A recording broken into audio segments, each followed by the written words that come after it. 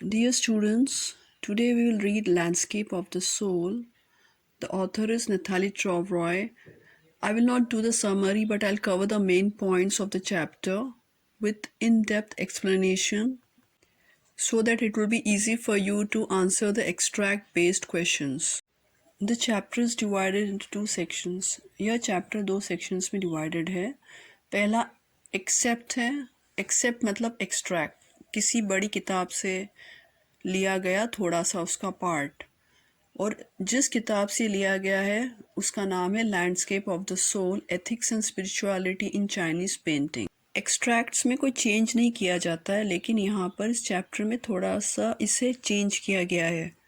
दूसरा सेक्शन है एक न्यूज़पेपर आर्टिकल जो 28 अगस्त 2005 को छपा था हिंदुस्तान टाइम्स में. बृंदा सूरी ने इसे लिखा था. चैप्टर को समझने के लिए इसे हम 4 पार्ट्स में डिवाइड करते हैं. The first part is Chinese paintings, the second part is western paintings, the third part is comparison of the two, Chinese और वेस्टर्न पेंटिंग्स का comparison, and the fourth part जो बृंदा सूरी के आर्टिकल वाला part है वो है आर्ट ब्रट. पहला part है चाइनीज़ पेंटिंग्स. किसी भी कॉन्सेप्ट को समझाने का सबसे अच्छा तरीका है उससे रिलेटेड कोई कहानी सुनाई जाए.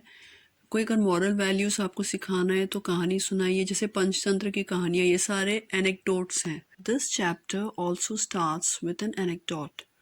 It's about Wu Daozi, an 8th century painter in China who was commissioned or assigned or given the task of decorating a palace wall of Tang Emperor Xuanzong by painting a beautiful landscape on that wall.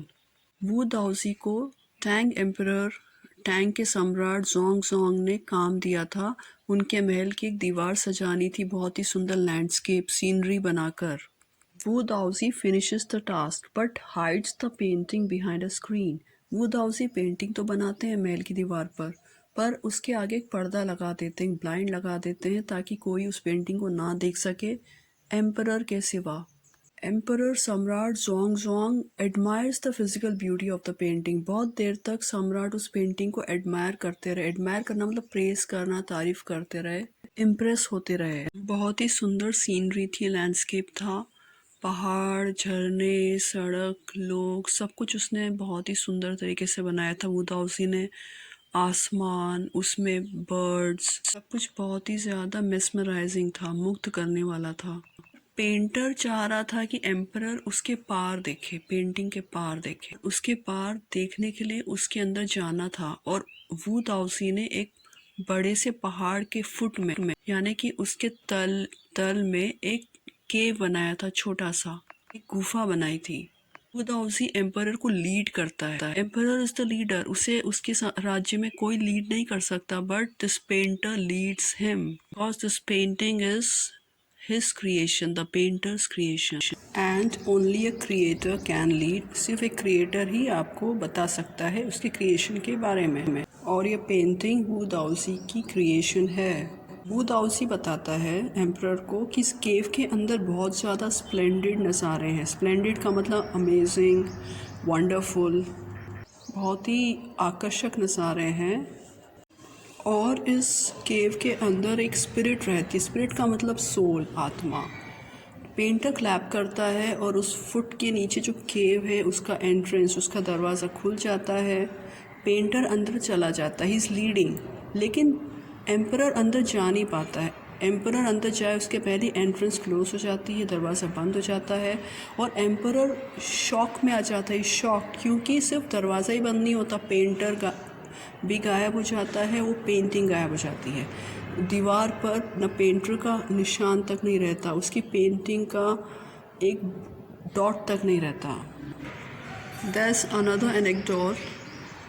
एक painter ने अपनी उसे एक dragon paint किया. उसकी आंख draw नहीं की, इस डर से कि अगर उसने आंख ड्रॉ किया, आंख बना दी, तो आंख मिलते ही उसे नज़र आने लग जाएगा और वो पेंटिंग से बाहर उड़कर चला जाएगा. ये भी एक एनेक्डोट है, जिससे ये पता चलता है कि चाइनीज़ पेंटर्स अपनी पेंटिंग्स को सिर्फ एक फ़िज़िकल क्रिएशन के रूप में नहीं देखते थे. वो एक्चुअली फ़िज़िकल चीज़ों की पेंटिंग नहीं बनाते थे, सोल की पेंटिंग बनाते थे। जो व्यूज़ वो देखते थे उन्हें वो सोल की तरह देखते थे, और जिस चीज़ में सोल होती है वो जीवित होती है, दैट इज़ अलाइव। इसका मतलब चाइनीज़ पेंटर्स के हिसाब से उनकी पेंटिंग्स अलाइव है, जीवित है। और चाइनीज़ पेंटर्स के इसी नज़रिए को समझाने के लिए कन्फ्यूशियस, ज़ुआंगज़ुआई जैसे चाइनीज़ फ़िलासफ़र्स इस तरह के एनेक्डोट्स, जो हमने दो एनेक्डोट्स पढ़े, जो शॉर्ट स्टोरीज़ पढ़ी, इस तरह के एनेक्डोट्स उनकी किताबों में बहुत सारे उन्होंने लिखे हुए हैं, ये समझाने के लिए कि एक चाइनीज़ पेंटर अपनी पेंटिंग को किस तरह से देखता है। ये एनेक्डोट्स कन्फ्यूशियस, ज़ुआंगज़ुआई जैसे फ़िलासफ़र्स अपनी डिसाइपल्स यानी स्टूडेंट्स को सही दिशा, राइट डायरेक्शन दिखाने के लिए यूज़ करते थे। इन कहानियों से हमें वो स्पिरिट, वो जज्बा पता चलता है कि चाइना में आर्ट को किस तरीके से देखा जाता है। उसे कॉन्क्रीट रूप में नहीं देखा जाता। कॉन्क्रीट का मतलब वो चीज़ें जो हम टच कर सकते हैं, फील कर सकते हैं, लेकिन चाइना में आर्ट को एक स्पिरिचुअल तरीके से देखा जाता है, एब्स्ट्रैक्ट रूप में देखा जाता है। फॉर एग्ज़ाम्पल, डेथ एक कॉन्सेप्ट है लेकिन एब्स्ट्रैक्ट है, आप उसे देख नहीं सकते पर डेथ होती है, तो उसे देखने के लिए आपको स्पिरिचुअलिटी डेवलप करनी पड़ेगी। तो सेम वही उम्मीदें चाइनीज़ पेंटर्स को भी है हमसे कि उनकी पेंटिंग्स को देखने के लिए हमें स्पिरिचुअल विजन, स्पिरिचुअल नज़रिया, आध्यात्मिक नज़रिया डेवलप करना पड़ेगा। To develop a spiritual vision we need to develop a abstract thinking, to admire these paintings made by Chinese painters. Now the second part of the chapter is about Western painting. There's again a story from the Western world, और ये story उस area से है, उस country से है जो author का नेटिव भी है। ऑथर वहीं के रहने वाले हैं। उस जगह का नाम है फ्लैंडर्स। फ्लैंडर्स में एक शहर है एंटवर्प, और ये जो स्टोरी है, ये जो कहानी है, ये 15th सेंचुरी की घटना है। 15th सेंचुरी एंटवर्प में एक मास्टर ब्लैक स्मिथ रहता था। ब्लैक स्मिथ का मतलब जो लोहे का काम करते हैं, उसका नाम था क्विंटन मेट्सीस। इस ब्लैक स्मिथ को, क्विंटन मेट्सी को, एक पेंटर की बेटी से प्यार हो जाता है, पर वह पेंटर इस रिश्ते को एक्सेप्ट नहीं करता है, क्योंकि वो नहीं चाहता है कि वो इतना बड़ा पेंटर है, इतना बारीक काम करता है, डेलिकेट काम करता है, और उसकी बेटी इस तरह के लड़के से शादी करे जो भारी काम करता है। That's no delicacy in being a blacksmith. वो अपनी बेटी की शादी अपने जैसे पेंटर से करना चाहता है। That blacksmith, Quentin Metzi, sneaks into the painter's studio. इसका मतलब है कि क्विंटन मेट्सी छुपके से, स्नीक करना मतलब छुपके से जाना किसी जगह पर, वो पेंटर्स के स्टूडियो में छुपके से एंटर करता है, और जो लेटेस्ट पैनल है, मतलब वो जो पेंटर जो अपनी लेटेस्ट पेंटिंग जो बना रहा है, उसके बॉर्डर में, पैनल में वो एक फ्लाई पेंट करता है। फ्लाई का मतलब मक्खी, और इतनी बारीकी से, इतनी डेलिकेटली पेंट करता है, वो रियल लगती है। जो पेंटर है जब आता है अपने लेटेस्ट पैनल के पास बाद में पेंटिंग को कंप्लीट करने, तो उसे एकदम से लगता है कि उसके पैनल में फ्लाई बैठी है, मक्खी बैठी है, और उसे स्वैट करने की कोशिश करता है। स्वैट का मतलब होता है हाथ से हम जैसे झटका देकर उसे उड़ाते हैं, और आजकल प्लास्टिक के और पहले मेटल के स्वेटर्स, वुडन स्वेटर्स भी मिलते थे, कि जिस चीज़ से उड़ाई जाती है उसे स्वेटर बोलते हैं, और अगर आप हाथ से उड़ा रहे हो तो you call that action as swat. पर बहुत जल्दी उसे रियलाइज़ हो जाता है पेंटर को कि मक्खी एक्चुअली असली नहीं है, पेंट की हुई है, और इतना इम्प्रेस्ड हो जाता है, और फिर एंड में वही होता है, क्विंटन मेट्सी को एक्सेप्ट करता है as a sun in law, और उन्हें ट्रेनिंग देकर बहुत फेमस पेंटर बना देते हैं। Now the third part of the chapter, the comparison between Chinese and western art. China Asia में है, इसलिए इसे एशियन आर्ट भी बुलाया गया है। It tries to achieve the essence of inner life and spirit. Chinese art क्या प्राप्त करना चाहता है, क्या अचीव करना चाहता है, क्या अटेन करना चाहता है? वह अंतरात्मा के सार तक पहुंचना चाहता है। चाइनीज़ पेंटर्स ऐसे एडमायरर्स को ढूंढते हैं जो उनकी पेंटिंग को स्पिरिचुअली देख सकें, यानी कि जिनका स्पिरिचुअल विजन स्ट्रॉन्ग हो। स्पिरिचुअल विजन का मतलब है कि किसी को देखने का आध्यात्मिक नज़रिया। चाइनीज लैंडस्केप इनर वन होता है, मतलब आपको फिजिकल अपीयरेंस के परे झांकना है, अंदर झांकना है। फिजिकल फीचर्स जो पेंटिंग के हैं, जो सुंदरता पेंटिंग फिजिकली दिखाई दे रही है, आपको उसके पार जाना है, उसकी आत्मा को देखने, क्योंकि चाइनीज पेंटर ने आत्मा की पेंटिंग बनाई है, फिजिकल फीचर्स की नहीं बनाई है। और इसीलिए चाइनीज पेंटर्स क्या करते हैं, अब कैनवस के बीच में बहुत बारीक बारीक जगह छोड़ देते हैं अनपेंटेड, कैनवस को कहीं कहीं बहुत डॉट की तरह कोरा रख देते हैं। ये वही केव्स हैं, ये जो डॉट्स हैं वही केव्स हैं जिसके थ्रू आप पेंटिंग के सोल तक पहुंच सकते हो। कॉन्सेप्चुअल स्पेस मतलब है कि पेंटिंग के कॉन्सेप्ट को समझने के लिए आपको उस स्पेस में एंटर करना है और उस स्पिरिट को देखना है, और इसके लिए आपको पेंटर के माइंड में झांक कर उसके तरह उस पेंटिंग को देखना है। पर वेस्टर्न पेंटर नहीं चाहता कि आप उसकी पेंटिंग की सोल को देखें, उसे वो कॉन्सेप्ट ही समझ में नहीं आता। वो चाहता है कि वो उसकी पेंटिंग को वैसे ही देखे जैसे उसने उस नज़ारे को देखा था जब वो उस नज़ारे की पेंटिंग बना रहा था। वेस्टर्न पेंटिंग फिगरेटिव आर्ट है, का मतलब किसी भी ऑब्जेक्ट को, नज़ारे को बिल्कुल वैसे ही बनाना जैसे वो रियल में दिखती है। So it is the reproduction of the actual view with such likeness that it gives an illusion of being real, like the fly on the painter's panel. Painter तभी सक्सेसफुल माना जाएगा जब वो असली नज़ारे को इतना सिमिलर बनाएगा, इतना अलाइक बनाएगा कि देखने वाला थोड़ी देर भ्रम में आ जाएगा कि ये असली चीज़ देख रहा है या पेंटिंग देख रहे। क्विंटन मैट्सीस ने वो फ्लाई बनाई थी उस पैनल पे जो बिल्कुल असली लग रही थी। वेस्टर्न पेंटर चाहता है कि आप उसकी तारीफ भी बिल्कुल वैसे ही करो।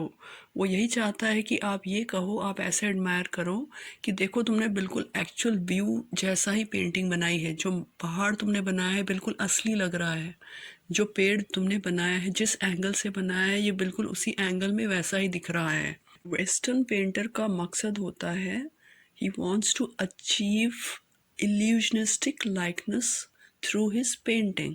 His paintings are concrete, there is no abstractness in his paintings. हम 15th century के पेंटर्स की बात कर रहे हैं, वेस्टर्न पेंटर्स की बात कर रहे हैं according to the chapter. Painter नहीं चाहता कि आप उसके मन में उतर कर उसकी पेंटिंग को देखो, वो सिर्फ ये चाहता है कि आप उस पेंटिंग को उसकी आंखों से देखो, जैसे वो उसकी आंखों से उसने उस नज़ारे को रियल में देखा था। वेस्टर्न पेंटर की पेंटिंग को देखने का एक ही व्यू पॉइंट है, और वो है कि उसकी बनाई हुई पेंटिंग बिल्कुल रियल ऑब्जेक्ट से मैच करती है या नहीं, उसने किस कोने में खड़े होकर, किस एंगल में खड़े होकर उस पेंटिंग को बनाया है वो बिल्कुल उस एंगल से वैसा ही दिख रहा है या नहीं। But a Chinese painting can be viewed from different angles from any point. Chinese painter चाहता है कि आप किसी भी पॉइंट से उसकी पेंटिंग को देखें, किसी भी स्पेस से एंटर करें, पर आपको उसके सोल तक जाना है। इसीलिए चाइनीज पेंटर आपको पूरा टाइम देगा उसे देखने के लिए, आराम से उसे देखिए।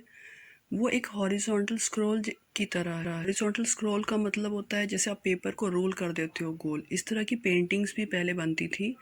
पूरी पेंटिंग एक साथ नहीं खोलना है, उसका एक एक सेक्शन खोलते जाइए, उसे अच्छे से ध्यान से देखिए।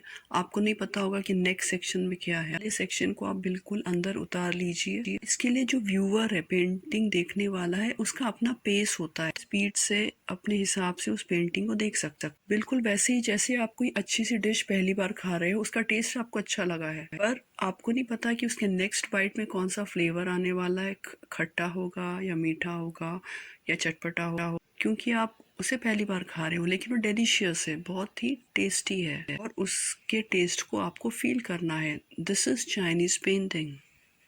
You need to understand and enjoy every flavor gradually, not immediately. So, a Chinese painting is not meant to reproduce an actual view, as would a Western painting, which stresses on painting the shapes and figures exactly like they are in real, that is figurative painting. Painting के Chinese concept को कहते हैं शान Shuey, meaning mountain water. Mountain को Chinese में यांग कहते हैं, जिसका पोजीशन वर्टिकल होता है, जिसका डायरेक्शन स्काई की तरफ यानी हेवन की तरफ होता है, और वाटर है यिन, जो हॉरिजॉन्टल होता है। इसका मतलब वो है कि वो धरती के ऊपर ही लेटा हुआ है, यिन वाटर, और धरती पर रेस्ट कर रहा है। माउंटेन मैस्कुलिन है कि सूरज की वजह से उसमें गर्मी है, स्टेबिलिटी है, वो सूखा है। और वाटर फेमिनिन है क्योंकि वो बहता पानी है, धरती से जुड़ी हुई है, मॉइस्टनेस है और ठंडक है। तो the vertical one is masculine and the horizontal one is feminine. And the interaction of this masculine and feminine aspects of universal energy is called Taoism. जब ये स्त्री का रूप है वाटर पानी और जो पुरुष का रूप माउंटेन पहाड़ मिलते हैं, उस इंट्रैक्शन को कहते हैं दाओइज्म। और उनके इंट्रैक्शन पॉइंट को कहते हैं द मिडिल वॉइड। मतलब जिस जगह वो उनका इंट्रैक्शन उनका मिलना होता है वो मिडिल वॉइड है। वॉइड का मतलब वहाँ पर कुछ नहीं है, पर ऊर्जा ज़रूर है, एनर्जी, बहती हुई एनर्जी ज़रूर है, एक स्पिरिट ज़रूर है, और उस स्पिरिट को देखना ही दाओइज्म है। और चाइनीज़ पेंटर यही चाहता है, उस वॉइड को आप देखो, स्पिरिट को देखो, ऊर्जा को देखो। जैसे जब आप प्राणायाम करते हैं तो जब सांस अंदर लेते हैं और सांस बाहर छोड़ते हैं, लेकिन जब सांस अंदर लेते हैं तो थोड़ी देर के लिए आप सांस रोक कर रखते हैं, यू सस्पेंड योर ब्रेथ और यू रिटेन योर ब्रेथ। तो उस टाइम पर जो इंट्रैक्शन होता है आपका आपकी बॉडी से, वही है मिडिल वॉइड, और उसी से आपकी बॉडी को फ़ायदा होता है, स्पिरिट और ऊर्जा मिलती है।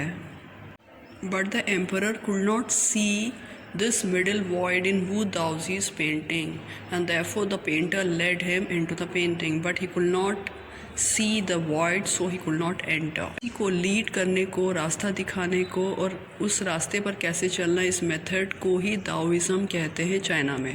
The fourth part of the chapter is art brut.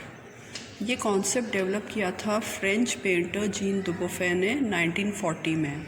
The meaning of art brought is art of the outsider, outsider art.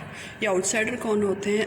वो आर्टिस्ट होते हैं जिन्होंने कभी फॉर्मल ट्रेनिंग नहीं ली है, किसी फाइन आर्ट्स कॉलेज से डिग्री नहीं ली है, और वो जो आर्ट बनाते हैं उसे कहते हैं outsider art.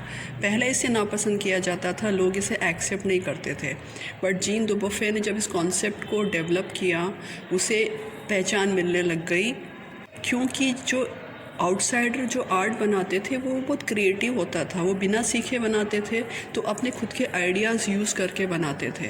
So this is art brought. Trend artist इस आर्ट को पसंद नहीं करते थे, वो इस जॉनर को कहते थे आउटसाइडर आर्ट, और वो ऐसे लोगों को आर्टिस्ट ही नहीं मानते थे जिन्होंने बिना ट्रेनिंग के कोई पीस ऑफ आर्ट क्रिएट किया है। भारत में भी ऐसे एक आर्टिस्ट हैं, उनका नाम है नेकचंद। उन्होंने भी एक आर्ट ब्रट क्रिएट किया है।